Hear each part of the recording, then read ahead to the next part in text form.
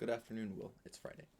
Um, so today the book we're going to be talking about is Educating for Empathy by Nicole Myra or Mirra. And but take a moment to be like, I guess, introduce what's going to happen. Hopefully going forward, at least in order to keep me a little bit more consistent with my schedule of reading books and doing videos on them and the like. So I'm going to invite one of my best friends to appear on this YouTube channel. If you've ever seen Vlog Brothers with Hank and John Green, basically that. Just so I can learn more about what he's doing on the week to week, and then him to me, and then for you guys to hopefully keep me a little bit more consistent. So won't always be literature related, I'm sure, but a good portion, I'm assuming. So hopefully I'll be uploading videos on Friday, and he'll be uploading videos on Tuesday. So it'll give me a better way to think about what I'm reading out loud, hopefully being able to teach it in some way. So yeah, and hope maybe one day it'll be scripted. But for me, at least, I'm a little lazy, and I can barely get a hold of editing the video, much let alone writing a script for it, even though I'm supposed to be a writer. So, who knows? Anyways, Educating for Empathy by Nicole Myra or Mirra. She is a professor of urban studies. Maybe I'll put up her picture somewhere. And basically, she wrote this book to talk about this this term that she's coined called critical civic empathy. And it is, well, actually, I could not do a good enough job explaining it, so I will read it for you guys. All right, so critical civic empathy has three defining principles. One, it begins from an analysis of the social position, power, and privileges of all parties involved. Two, it focuses on the ways that personal experiences matter in the context of public life. And three, it fosters democratic dialogue and civic action committed to equity and justice. So this term, right, is she's using it in order to foster better education in English classrooms in secondary education specifically, for students, for all students. Because she sees that English teachers have a very important role to play, and sometimes they are constricted, of course, through various standards or rubrics that they themselves as teachers must apply their teaching to. And additionally, she sees this level of education in the school system nationally for the United States as detrimental, as lacking in some way, because critical civic empathy, right? Critical, you are critical of the society that you are in. We are teaching our students how to be critical of the society, both political, social, environmental, emotional, for like their communities themselves. Civic, we have to prepare them to be a democratically active member of society, and she goes through ways on how to do that. And then empathy, obviously empathy, but different empathy, mutual humanization. It is not, it is being aware of how to empathize with others whose community you may not be a part of, but knowing how to best empathize with them is super important, And so she goes into four, I believe it's four main methods of trying to get critical civic empathy into the classroom. First of which is, I thought it was going to be my favorite, but number 3 is actually very interesting. Number 1 is obviously literary analysis, right? So she says, quote, "These imaginative worlds hold up a mirror so that students can analyze the real world in which they live. This analysis helps them think about social problems and gives them creative licenses to think about changing the world for the better.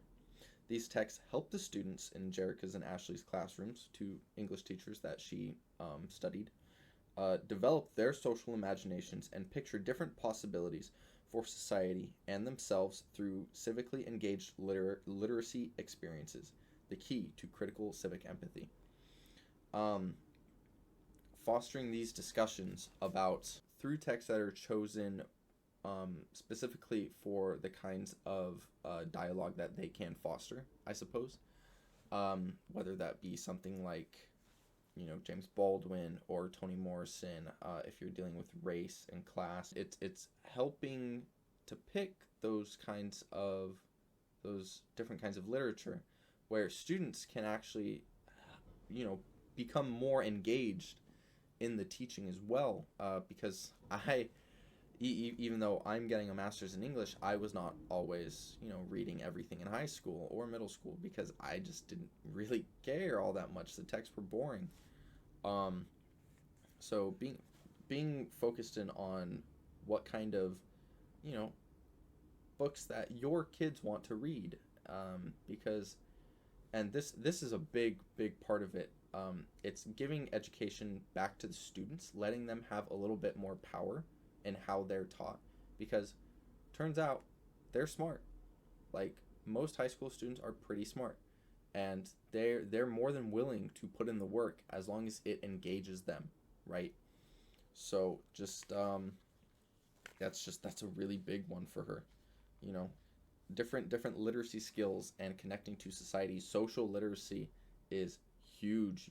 Knowing how to interact with other people, with your community, learning those skills is incredible. So second method is debate, right? Debate in the classroom and how that affects students and their education. Debate can reinforce the practice of evidence-based writing.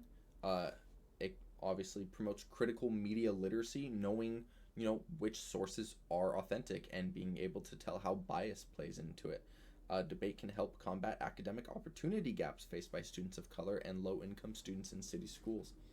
Debate is central to public deliberation at every level of governance, and it is important that young people from historically minoritized communities are able to leverage the full rights of citizenship.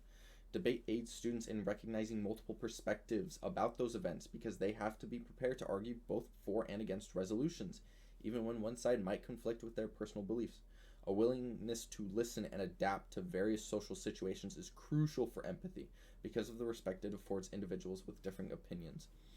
And then, through careful teaching of coaches, it shows how strong arguments are constructed and how to assess the validity and rigor of every claim's intellectual foundations, and once again, just recognizing bias and questioning faulty assumptions. She mentioned also getting students involved in the democratic process, showing them that they do have full citizenship and that they should take advantage of that, because sure, adults might not fully listen all the time, but if you can actually construct an argument for yourself and for the issues that you're seeing in your community effectively, then hopefully those adults, whether at your city council or the superintendents or like the weekly town meeting or something, will listen, because I don't know if you've noticed, but the young generation, like, those are the people, that's me and everybody else that is, will hopefully one day inherit some power. So, and we need to prop them up as much as possible. Third method is YPAR, YPAR, Youth Participatory Action Research. And this was definitely my favorite chapter. By the way, this book is not that big. It's like 110 pages. But anyways, youth participatory action research. This method is a bit difficult to really try out in the classroom, full scale anyways, but on a smaller level, Professor Mirra goes into it quite like she gives the readers, which should be English teachers, that like she wrote this for English teachers, two like different methods in the classroom. She gives you in the different appendices, templates for debate structures and stuff like that. It's incredible. But onto Yapar.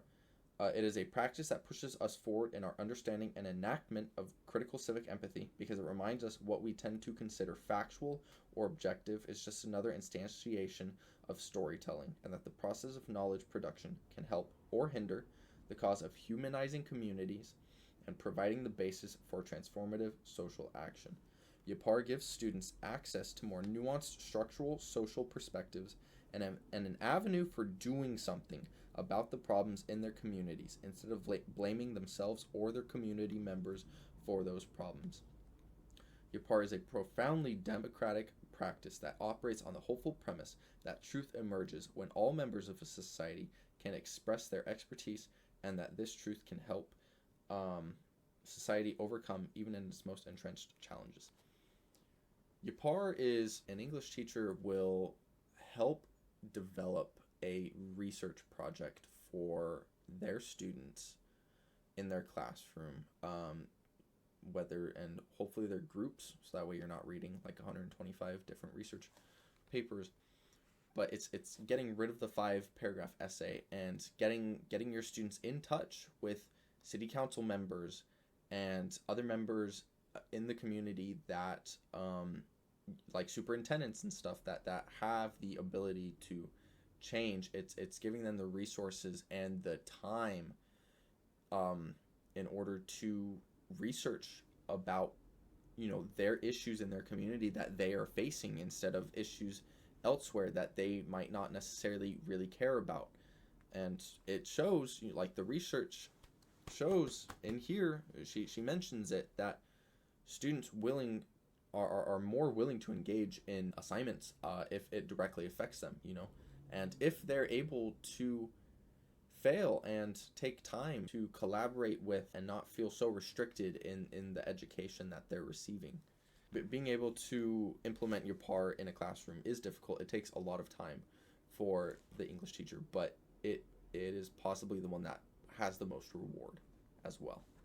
For the fourth teaching method, goes over digital literacy, digitizing the public sphere, right? And she goes through connected learning and new literacy studies. Basically, connected learning draws upon the field of new literacy studies, an approach that stresses literacy as a social practice rather than a set of technical skills. New literacy studies uses a multi-literacies framework to examine the expanded range of expressive forms made possible by these tools and the ways that they can be leveraged to foster equity and open up new social futures for all young people. Connected learning views equity not in terms of students' access to digital devices, but in terms of their access to authentic, relevant, and engaging learning experiences geared towards civic engagement rather than mere economic success. Instead of saying, get off the damn phone, it's looking at the phone as a tool, because that's all it is. Looking at different applications as just a tool and how they can be better suited to help students learn. Same thing with Twitter or Facebook. Like, those do have usefulness. It's just, how do you use it? A problem with formal or connected learning is its focus on making collaboration and open access, which does not mesh well with the strict categorization by grade level and subject matter that characterizes much formal public education. Once again, teachers are very constricted in usually what they're allowed to do.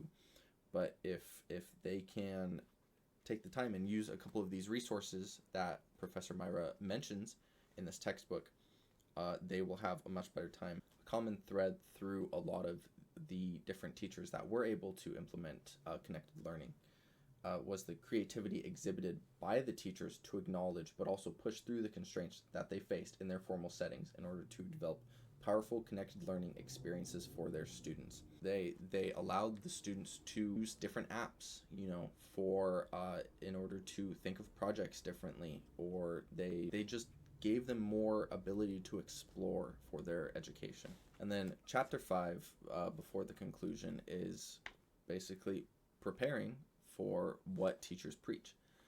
It's just giving teachers a bunch of different resources in how to go about implementing everything that Professor Mirra talked about, and which I think is great.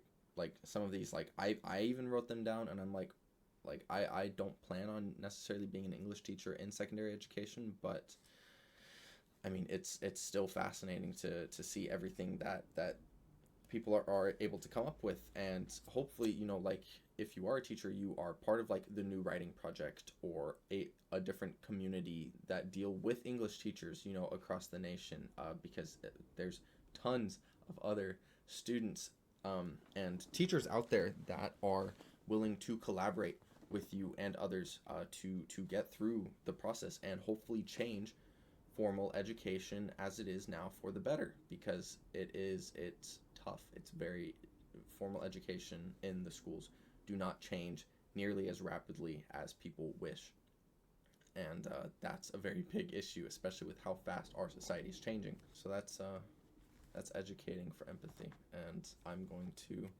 probably do a little project on it for this class. Definitely won't be talking for as long as I did, but yeah. So I don't know. Hope you like it. So, or hope it made sense rather. And all of these methods contribute to her her term of critical civic empathy in one way or another. I stopped recording, and then I realized that I don't know, I didn't really tie it all together, I suppose. This book is made for English teachers, right? And so she just sort of goes through what it is your job is as an English teacher.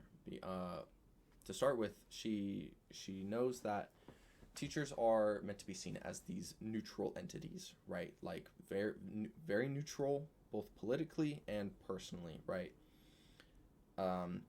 But that's not really possible because everything is political.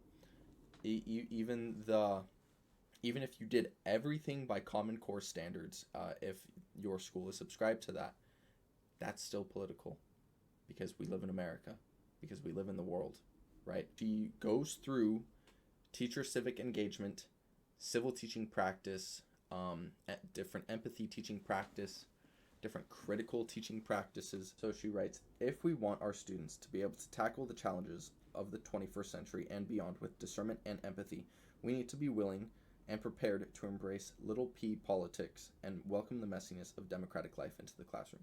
Little p politics is just like conversing about the politics of today, basically. Any stories that pop up with your students, and inviting democratic dialogue into the classroom, and making sure to monitor it carefully, so that way there are no inherent biases towards certain communities or stuff like that.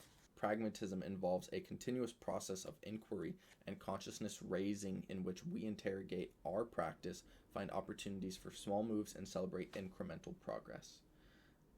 It's being willing to engage in sustained reflection about the practice of teaching English and find ways to move forward through inevitable roadblocks. And there are roadblocks which English teachers and other teachers face, two of which being grading and test preparation. Conversations arose from these reflections on classroom moments, eventually revealed systemic barriers, grading and test preparation, to critical literacy pedagogy that teachers constantly strive to mitigate in pragmatic ways. It's tough when a month or two out of the entire school year are dedicated to these standardized tests where students must do good, and teachers see that, and it's very difficult to stop what you're trying to teach for these, whether to get a good grade out of a student who's in your class who you no longer want to be in your class, or for the state exams, so your school can get more funding next year. Teachers have concerns that grading systems stand opposed to the process of consciousness raising, that they see as key to emancipatory literacy, or critiquing themselves when they might lose their sense of purpose when it comes to standardized test prep. But Professor Mirra goes into little ways that teachers can reflect on themselves, whether that be getting involved in the community themselves, or just being aware of the words that they are saying to their students, because those do have a big impact on them. Teachers are not only adults, but they are leaders. They are heroes to some kids, or they might be the devil, depending on how it goes. So it's just very important to be careful with your words in that, but still be bold enough to take a stance, or critical civic empathy, to be aware of the world that these kids are living in currently and going to grow up into, and being able to help their education not only be educational but practical as well. Definitely glad I chose this textbook, because there's a very long list that we could choose from. As soon as I saw the word empathy, I was like, yeah, I definitely want to try this one out, and it was fantastic. So, all right, my friend, I'll see you later.